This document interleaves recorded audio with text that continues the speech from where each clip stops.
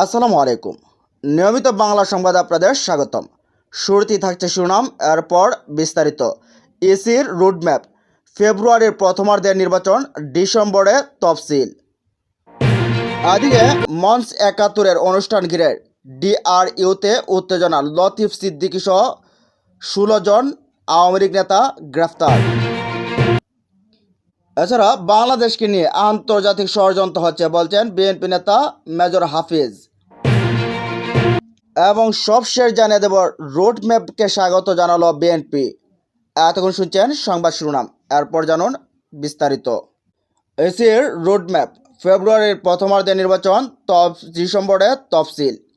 আসন্ন একাদশ জাতীয় সংসদের নির্বাচনকে সামনে রেখে সংসদীয় আসনের সীমানা নির্ধারণ, ভোটার তালিকা চূড়ান্ত, রাজনৈতিক দল নিবন্ধন ও দেশীয় পর্যবেক্ষক সংস্থার নিবন্ধন চূড়ান্ত করা সহ ২৪টি গুরুত্বপূর্ণ কার্যাবলীকে প্রাধান্য দিয়ে রোডম্যাপ ঘোষণা করেছে নির্বাচন কমিশন। বৃহস্পতিবার রাজধানীর আগারগাঁওয়ের নির্বাচন ভবনের মিডিয়া সেন্টারে জাতীয় সংসদ নির্বাচন উপলক্ষে রোডম্যাপ ঘোষণা করেন ইসি সচিবালয়ের সিনিয়র সচিব আক্তার আহমেদ। তিনি বলেন, নির্বাচন কমিশনের ঘোষিত রোডম্যাপ অনুযায়ী সংসদ নির্বাচন হবে ফেব্রুয়ারির প্রথমার্ধে এবং তফসিল ঘোষণা হবে ডিসেম্বরের প্রথমার্ধে। এদিকে মঞ্চ ৭১-এর অনুষ্ঠান ঘিরে ডিআরইউতে উত্তেজনা, লতিফ সিদ্দিকী সহ কয়েকজন পুলিশ হেফাজতে। রাজনৈতিক অস্থিরতার মধ্যে মঞ্চ ৭১-এর আয়োজনকে ঘিরে ব্যাপক উত্তেজনা দেখা দিয়েছে। বৃহস্পতিবার সকালে ঢাকা রিপোর্টার্স ইউনিটির শফিকুল ইসলাম কবির মিলনায়তনে অনুষ্ঠানে আয়োজন করা হয়। এতে প্রধান অতিথি ছিলেন বাংলাদেশ সংবিধানের অন্যতম প্রণেতা ও গণফোরামের এমিরেটার্স সভাপতি ডক্টর কামাল হোসেন। তবে তিনি অনুষ্ঠানে এখনও উপস্থিত হননি। অনুষ্ঠানটি কেন্দ্র করে সাবেক মন্ত্রী লতিফ সিদ্দিকী মিলনায়তনের অবরুদ্ধ ছিলেন। এরপর লতিফ সিদ্দিকী সহ ১৯ জনকে আটক করে পুলিশ। পরে লতিফ সিদ্দিকী সহ তাদের কয়েকজনকে পুলিশ হেফাজতে নেওয়া হয়।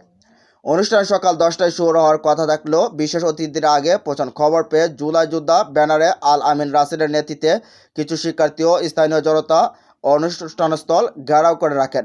তারা লতিফ সিদ্দিকী ও উপস্থিত আওয়ামী লীগ নেতাকর্মীদের প্রবেশ ও অবস্থান ঠেকাতে অবরোধ গড়ে তোলেন। এ সময় দুই পক্ষের মধ্যে ধস্তাধস্তি ও উত্তেজনা দেখা দেয়। ছাত্র জনতার সঙ্গে যোগ দেন স্থানীয় যুবদল ও বিএনপি নেতাকর্মীরাও। পরিস্থিতি নিয়ন্ত্রণের বাইরে চলে গেলে ঢাকা মহানগর পুলিশের ডিএমপির অতিরিক্ত ও উপ পুলিশ কমিশনার এডিসি হাফিজ আল আসাদের নেতৃত্বে একটি টিম ঘটনাস্থলে পৌঁছায়। উত্তেজিত পুলিশকে ছাত্র জনতা লতিফ সিদ্দিকী ও আওয়ামী লীগের নেতাকর্মীদের আটক করার অনুরোধ জানান। এর আগে সংঘর্ষে যুবলীগের ৩ কর্মী ও আওয়ামী লীগের ২ নেতাসহ ৭ জনকে শারীরিকভাবে লাঞ্ছিত করে আটক রাখার অভিযোগ ওঠে। রমনা বিভাগের উপকমিশনার ডিসি মাসুদ আলম গণমাধ্যমকে বলেন, লতিফ সিদ্দিকী সহ কয়েকজনের ডিবি হেফাজতে নেওয়া হয়েছে। মূলত ওনাদের নিরাপত্তার কথা বিবেচনা করে ডিবি হেফাজতে নেওয়া হয়েছে। এখন সিনিয়রদের সাথে কথা বলে সিদ্ধান্ত নেব। এদিকে বাংলাদেশকে নিয়ে আন্তর্জাতিক ষড়যন্ত্র হচ্ছে। বাংলাদেশকে নিয়ে আন্তর্জাতিক ষড়যন্ত্র হচ্ছে বলে মন্তব্য করেছেন বিএনপির স্থায়ী কমিটির সদস্য মেজর অবসরপ্রাপ্ত হাফিজ উদ্দিন আহমেদ। বৃহস্পতিবার জাতীয় প্রেস ক্লাবে জাতীয়তাবাদী মুক্তিযোদ্ধা দলের ৩৩তম প্রতিষ্ঠাবার্ষিকী উপলক্ষে বাংলাদেশের স্বাধীনতা সার্বভৌমত্ব রক্ষায় মুক্তিযোদ্ধা আমৃত্যু আপসীন শীর্ষক এক আলোচনা সভায় তিনি মন্তব্য করেন। হাফিজ উদ্দিন আহমেদ বলেন, এই ৫-৬ জন ব্যক্তি কেউ আমেরিকা থেকে এসেছেন, কেউ লন্ডন থেকে এসেছেন। তাদের কথায় তো সংবিধান পরিবর্তন হতে পারে না এবং তাদের ২-৪ জনের অভিমত কখনো সংবিধানের উপরে প্রায়োরিটি বা অধিকার পেতে পারে না। বাংলাদেশকে নিয়ে কখন অনেক খেলাফেলা করা হচ্ছে। বাংলাদেশকে নিয়ে আন্তর্জাতিক ষড়যন্ত্র চলছে।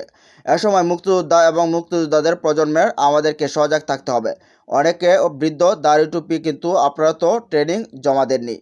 তিনি বলেন, প্রতিবেশী রাষ্ট্র ষড়যন্ত্র করে যাচ্ছে, সেখানে অফিস খুলে এবং মাফিয়ার নেত্রী সেখানে পলায়ন করে, সেখানে ষড়যন্ত্র লিপ্ত। বাংলাদেশের বিরুদ্ধে আমরা ঐক্যবদ্ধভাবে সকলকে ষড়যন্ত্র নস্যাৎ করে দেব। আবার ৭১-এর মতো আমরা ইনশাল্লাহ ফিরে যাব। মেজর হাফিজ বলেন, বিএনপি যদি রাষ্ট্র ক্ষমতায় যায়, আমরা এই পুরো জাতিকে মুক্তিযোদ্ধা জাতিতে পরিণত করব। আমরা ছাত্রদেরকে সামরিক প্রশিক্ষণ দেব, যাতে করে কোনো প্রতিবেশী রাষ্ট্র অন্য কেউ বাংলাদেশের দিকে রক্তচক্ষু দেখাতে না পারে। ৬ কোটি লোকের দেশ মিয়ানমার, ১৮ কোটি লোকের দেশ বাংলাদেশের উপর হামলা করতে চায়। ১১ লক্ষ রোহিঙ্গা আমাদের উপর তারা চাপিয়ে দিয়েছে। তিনি বলেন, আজকে আমাদের প্রয়োজন ঐক্য। নানা ধরনের কথা শোনা যায়। আমরা যারা একসঙ্গে শেখ হাসিনা ফেসিবাদী শাসনের বিরুদ্ধে লড়াই করেছি, রাষ্ট্র ক্ষমতায় দৃশ্যমান হয় অনেকেই তাদের মধ্যে বিবাদ সৃষ্টি করেছে। জামায়াত ইসলামীকে আমরা এত বছর আশ্রয় দিয়েছি, আমাদের প্রতীক নেতারা নির্বাচনে অংশগ্রহণ করেছে, তাদেরকে বেগম জিয়া মন্ত্রিসভায় স্থান দিয়েছেন, আমাদের জোটে শরিক ছিল, সেজন্য তাদের মন্ত্রী করা হয়েছিল। আজকে তারা প্রতিদানে তারা কি বলছে, গুইসাপের একই বিষ, নৌকা আর ধানের শীষ, এই জন্য কি এদেরকে মন্ত্রী বানিয়েছিলাম আমরা? এ প্রসঙ্গে হাফিজ আরও বলেন, তাদের কোনো এই ক্ষোভ আমাদের প্রতি, ক্ষোভ এজন্য যে কেন জনগণ বিএনপিকে সমর্থন করে। বিএনপি জনপ্রিয় দল, এটা তো আমাদের দোষ না রে ভাই। আমরা 16-17 বছর সংগ্রাম করেছি, বারবার আমরা জেলে গিয়েছি, আমাদের হাজার হাজার কর্মী জীবন দিয়েছে, গুম হয়েছে, যেখানে আওয়ামী লীগ মাফিয়াতন্ত্র প্রতিষ্ঠা করেছে, গণতন্ত্র ধ্বংস করেছে, প্রত্যেকটি রাষ্ট্রীয় প্রতিষ্ঠানকে ধ্বংস করেছে, বিরোধী দলকে দমন করেছে, আমরা বহু নেতা হারিয়েছি, সেজন্যই তো আজকে বিএনপির এই জনপ্রিয়তা। তিনি বলেন, আমরা নতুন বাংলাদেশ বিনির্মাণ করতে চাই, সংবিধান যে কোনো সময় যে কোনো দল পরিবর্তন করতে পারে, সারা পৃথিবীতে সংবিধান প্রণয়ন করেন নির্বাচিত প্রতিনিধিরা, বাংলাদেশেও এটি হয়ে এসেছে, আগামী দিনেও ইনশাল্লাহ সেটি হবে। কোনো অনির্বাচিত ব্যক্তির দ্বারা সংবিধান সংশোধন হতে পারে না।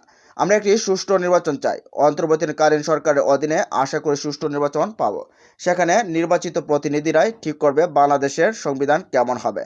জামাত ইসলামী সমালোচনা করে হাফিজ উদ্দিন বলেন, এই দলটি শুধু 71 সালে বাংলাদেশের বিরোধিতা করেছে তাই নয়, তারা 47 সালে পাকিস্তান প্রতিষ্ঠাও বিরোধিতা করেছে। এই দল এখন জনগণের মালিক মুক্তার হয়ে বসতে চায়। তারা ইতিমধ্যে উপলব্ধি করেছে যে জনগণের মাধ্যমে তাদের সুযোগ নাই, তাদের জনগণ ভোট দেবে না, তাদের একমাত্র চেষ্টা হলো বিএনপি ঠেকা, বিএনপি যেন রাষ্ট্র ক্ষমতায় না আসতে পারে। সুতরাং নির্বাচন দরকার নাই, নির্বাচনকে বিলম্বিত করার জন্য তারা অক্লান্ত পরিশ্রম করে যাচ্ছে। বাংলাদেশকে যে ধরনের একটা পরিস্থিতি হবে আমরা কিন্তু কখনো চিন্তা করিনি। তিনি বলেন, আমাদেরও সাবধান হতে হবে, আওয়ামী লীগ যা যা করেছে আমরা বিএনপি কর্মীরা যদি একই কাজ করি, আমাদের পরিণতি কিন্তু আওয়ামী লীগের মতো হবে। এটা উপলব্ধি করে আগামী দিনগুলো আমাদের পথ চলতে হবে। ইনশাআল্লাহ আমরা ঐক্যবদ্ধ থাকবো, রাষ্ট্র ক্ষমতার লোভে জাতীয়তাবাদকে জলাঞ্জলি দেব না। মুক্তিযোদ্ধা দলের এবং অন্যান্য নেতা কর্মী সেখানে উপস্থিত ছিলেন। এদিকে রুটম্যাপকে স্বাগত জানালো বিএনপি। আসন্ন একাদশ জাতীয় সংসদ নির্বাচনের রুটম্যাপকে স্বাগত জানিয়েছে বিএনপি। বৃহস্পতিবার পৃথক পৃথক প্রক্রিয়ায় কথা জানান বিএনপির মহাসচিব মির্জা ফখরুল ইসলাম আলমগীর ও স্থায়ী কমিটির সদস্য আমির খসরু মাহমুদ চৌধুরী ও সালাউদ্দিন আহমেদ। আর জাতীয় নির্বাচনকে সামনে রেখে সংসদীয় আসনের সীমানা নির্ধারণ, ভোটার তালিকা চূড়ান্ত, রাজনৈতিক দল নিবন্ধন ও দেশীয় পর্যবেক্ষক সংস্থার নিবন্ধন চূড়ান্ত করা সহ 24টি গুরুত্বপূর্ণ কার্যাবলীর প্রাধান্য দিয়ে রুটম্যাপ ঘোষণা করেছে নির্বাচন কমিশন। রাজধানীর আগারগাঁও নির্বাচন ভবনে মিডিয়া সেন্টারে জাতীয় সংসদ নির্বাচন উপলক্ষে রুটম্যাপ ঘোষণা করেন ইসি সচিবালয়ের সিনিয়র সচিব আক্তার আহমেদ। একাদশ সংসদ নির্বাচনের ভোটের প্রস্তুতিতে নির্বাচন কমিশনের রুটম্যাপ ঘোষণায় বিএনপি খুশি জানিয়ে দলের মহাসচিব মির্জা ফখরুল ইসলাম আলমগীর বলেন, রুটম্যাপ ঘোষণা হয়েছে, আমরা এতে আশাবাদী হয়েছি যে এই রুটম্যাপ থেকে বোঝা যায় যে নির্বাচন কমিশন ফেব্রুয়ারিতে নির্বাচন করার জন্য প্রস্তুতি গ্রহণ করছে। মূল কথা হচ্ছে যে আমরা খুশি, উই আর হ্যাপি।